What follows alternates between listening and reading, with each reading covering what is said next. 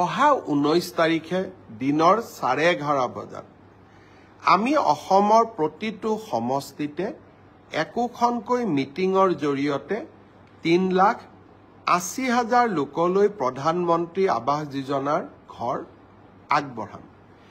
বহুতে মোক কেতিয়াবা প্ৰশ্ন কৰে যে পকা ঘৰ থকা লোকেও প্ৰধানমন্ত্ৰী আৱাস যোজনাৰ ঘৰ পাইছে।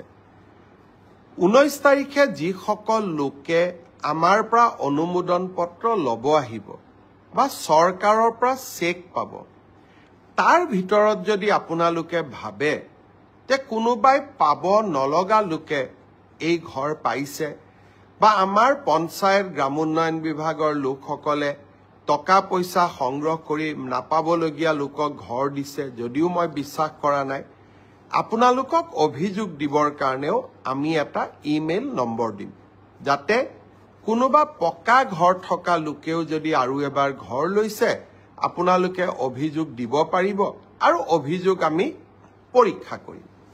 কিন্তু এতিয়া মই এটা নতুন কথা আপোনালোকক ক'ব খুজিছো। এইবাৰ আৱাস যোজনাৰ আমি আকৌ নতুন জিঅ' টেগিঙৰ কাম আৰম্ভ কৰিছো। জিঅ' টেগিং মানে আপোনাৰ ঘৰখনৰ ফটো লৈ আমি তাক আপলোড কৰিম আৰু যদি ঘৰ পোৱাৰ যোগ্য অহাবাৰ ঘৰ পোৱাৰ তালিকাত আপোনালোকৰ নাম আমি সন্নিবিষ্ট কৰিম। পঞ্চায়ত আৰু গ্ৰামোন্নয়ন বিভাগৰ কৰ্মচাৰীসকলে এই ক্ষেত্ৰত দুৰ্নীতি বা ৰাইজৰ পৰা টকা পইচা বিচাৰে বুলি বহুতে অভিযোগ কৰে। সঁচা মিছা মই নাজানো। সেইবাবে এইবাৰ জিঅ' টেগিঙৰ দায়িত্ব আমি জীৱিকা সখী বাইদেউসকলক দিছো। জীৱিকা সখী বাইদেউসকলে জিঅ' টেগিং কৰিব। গাঁও সভাত এই আঁচনিখনৰ বিষয়ে আলোচনা হ'ব। হিতাধিকাৰীসকলৰ নাম পৰীক্ষা হ'ব। পুনৰ ব্লক পৰ্যায়ত ইয়াক পুনৰ বিবেচনা কৰা হ'ব আৰু শেষত জিলা পৰ্যায়ত ইয়াক অনুমোদন দিয়াৰ পিছতহে জিঅ' টেগিঙক আমি ফাইনেল কৰিম। সেইকাৰণে আপোনালোকে সকলোৱে জিঅ' টেগিঙত অংশগ্ৰহণ কৰক আৰু জীৱিকা সখী বাইদেউসকলক সহায় কৰক। এইবাৰ আমি আৰু এটা নিয়ম ৰাখিছো।